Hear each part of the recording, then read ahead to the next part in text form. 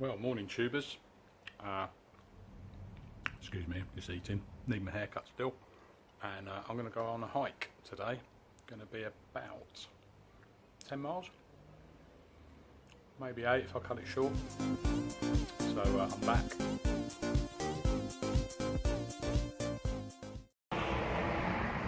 Right tubers, I'm here now. And here we go. Well, here we have it. The start of my journey.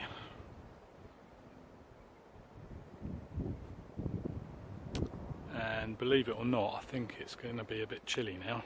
It was 16 degrees a minute ago and it's now dropped a bit, and I've only got a waterproof jacket. Still, doubt if I freeze to death. The problem is always knowing what clothes to bring. And this is my first one out in ages. I think it's raining. Quality. This is my first one out in ages. I didn't want to get too warm, so I just brought a rain jacket thing, which is sort of warmish. It's windproof. So I might have to wear that. But the problem is when you do that, you sweat a bit, don't you, if you walk in. So we shall see. I've got the phone on a gorilla tripod-y type thing today, rather than the selfie stick that I normally use. But excuse the wind again. I should have put a little bit of foam over the what's the name? Microphone. Anyway, I'm trying to hold it as far back as possible so you don't get my ugly mug too close up. See in a bit.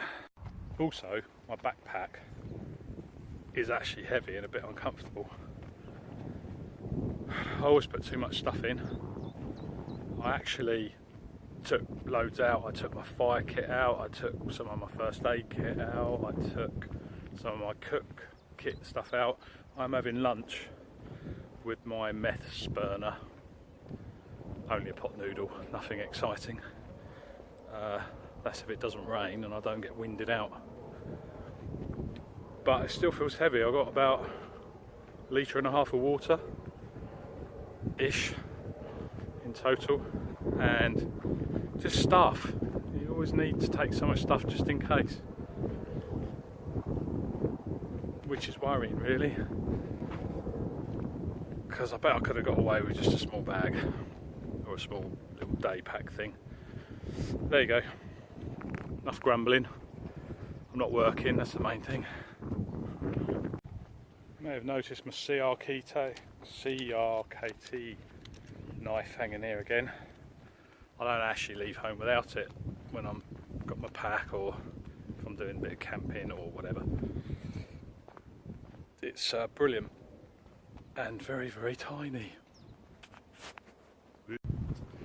Well, this is the old Airstrip.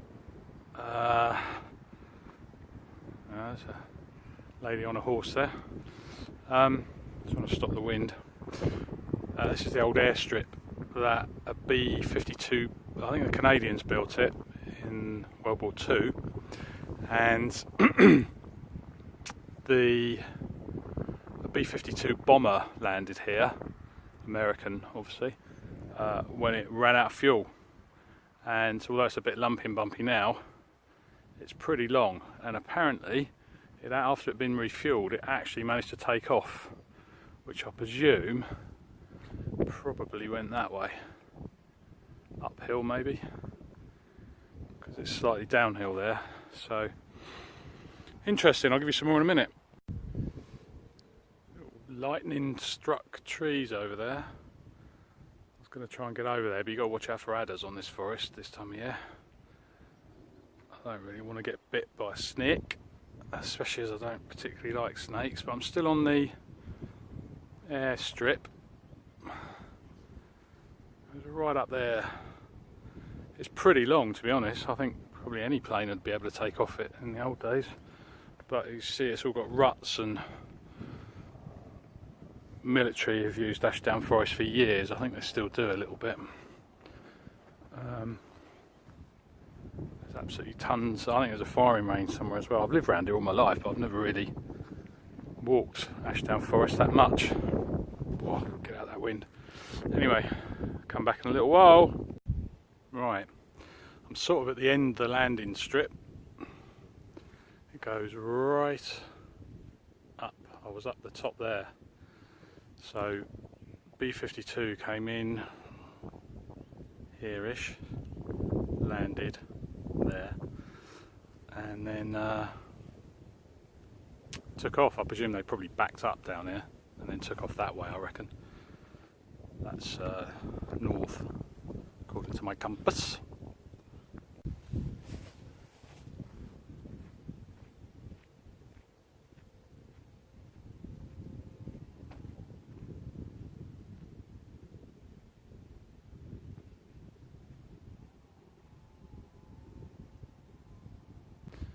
One of the problems of walking around an area where there are dog walkers is that you get wet, muddy dogs, spaniels, labradors, that kind of thing, wanting to jump up on you all the time. So my lovely clean jeans, well, I shouldn't be wearing jeans really for walking, but my lovely clean jeans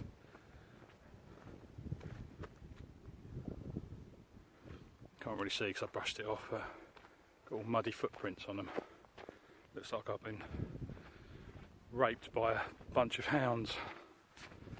But you could hack a few limbs off that dead tree to make a fire if you're into the bushcraft scene.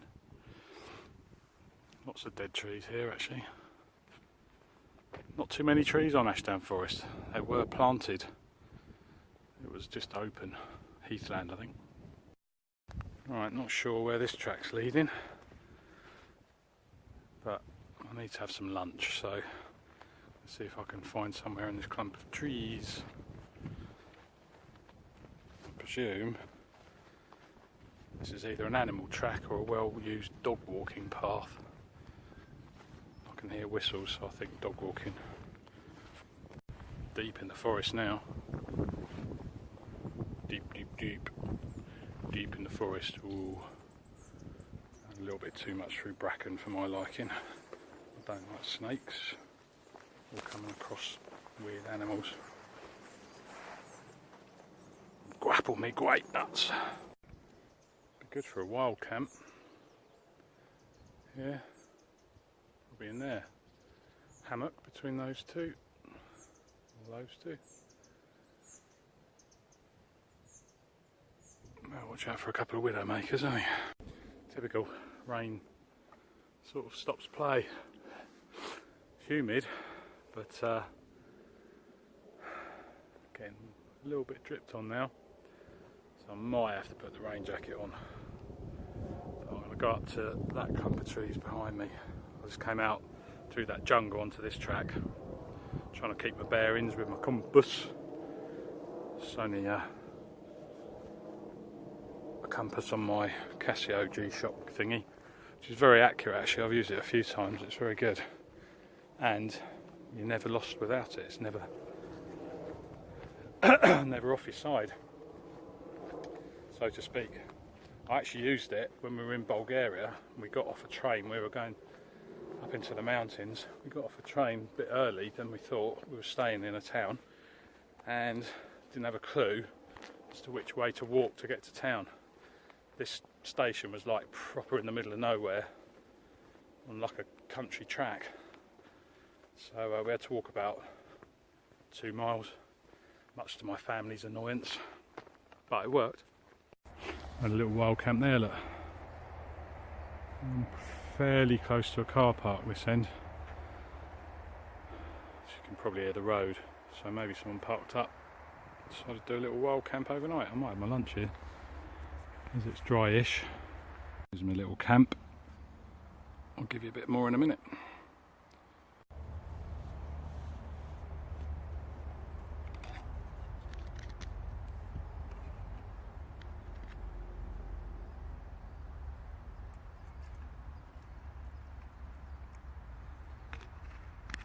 topping up the trangia. Not sure how much I'll get out of it.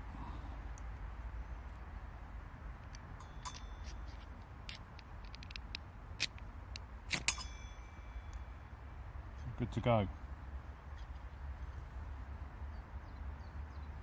Lovely.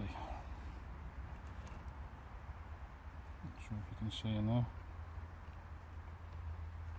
Still getting used to my pod, gorilla pod.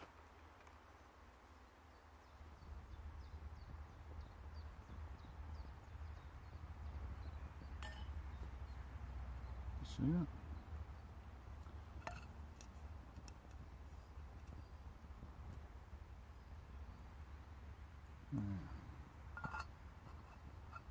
This is my adaptation with the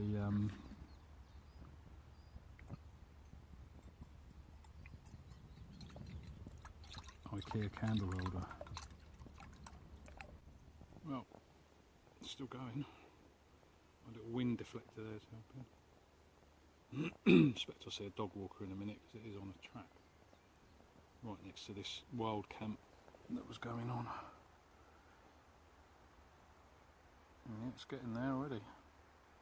All the flames actually licking out this side. Wind's coming this way.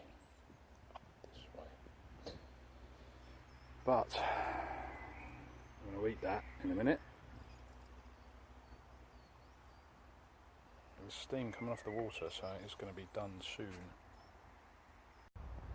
Now, it's getting there, look.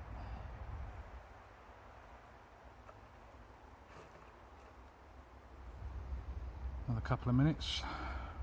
Alcohol stoves always take so long, but it's worth waiting for, I think.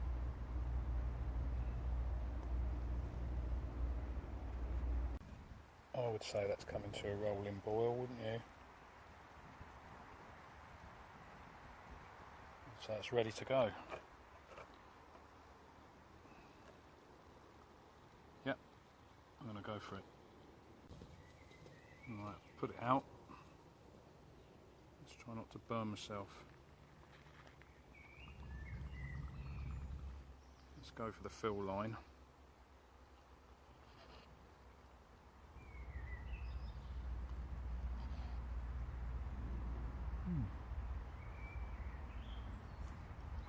About 200 millilitres, I would say, would be perfect. I've got a little bit left over.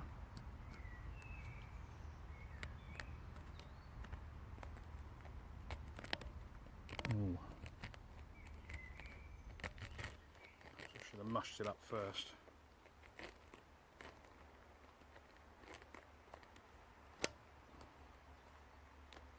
Right, it's hotter than bringing the flask. No. Last time I bought a flask, it was warm.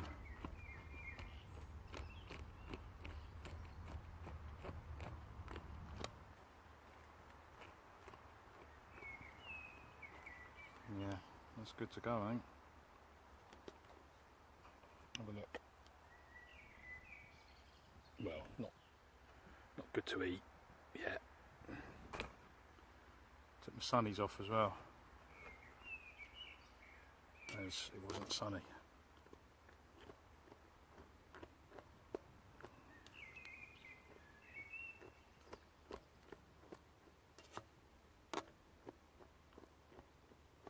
Right, let's close the lid for a minute without knocking it over.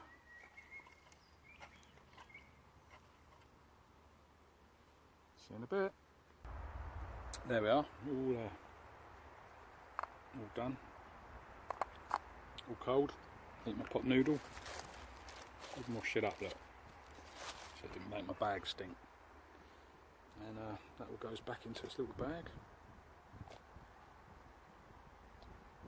Still got some left over for a coffee, and there's actually still some left in there. But that IKEA, excuse me, IKEA candle holder actually works really well because it conducts the heat as well, so it helps heat up quick. I'd say that was 300 mils in about 5 minutes when it's a little bit windy, but the little wind bit of foil that I made helps a lot and it fits in there nicely. So I'm going to chill for 5 minutes and then go for my walk again because I don't like the road noise.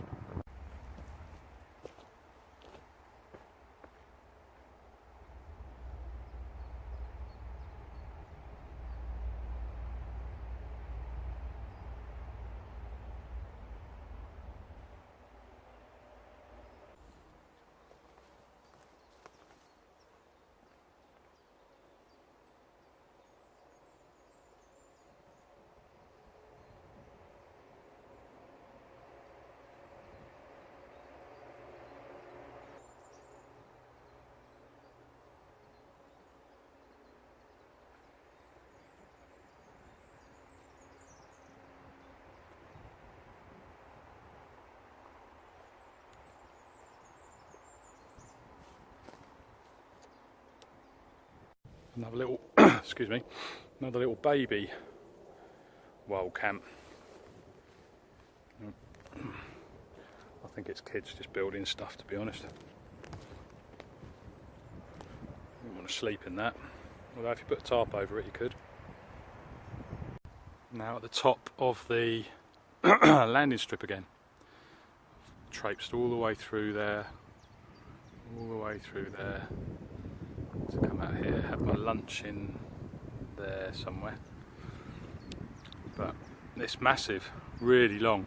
You can see how a B-52 could take off because they are slow. But I think he only just made it, by all accounts. Well, that sort of concludes my day, guys. Probably done about 7-ish, 8 miles maybe, around about there. But it's been a good day. It's been hard to get out though. I really do love the outdoors, but it's really difficult to get out and about. I run a busy painting and decorating company, and just time is so precious, and working weekends occasionally, I've got other things to do, I've got a busy family, so it's tricky. But hopefully this one's been a quality one for you all. If you'd like to share, subscribe and like, be much appreciated. Thumbs up if you so wish, or thumbs down if the need takes you. I don't like thumbs down, so if you can help it. But get in the comments, as Tom would say, and have a brilliant day. Oh, the weather today has been up and down. I had a jacket on, I didn't have a jacket on, it was hot, it was cold, I had sunglasses on, I didn't have sunglasses on. But it's been a fantastic day, really enjoyed it. So, Ashdown Forest, over and out. By the way, I never actually got to have my cup of coffee. I was going to stop somewhere, I've still got a little bit of time. What is the time?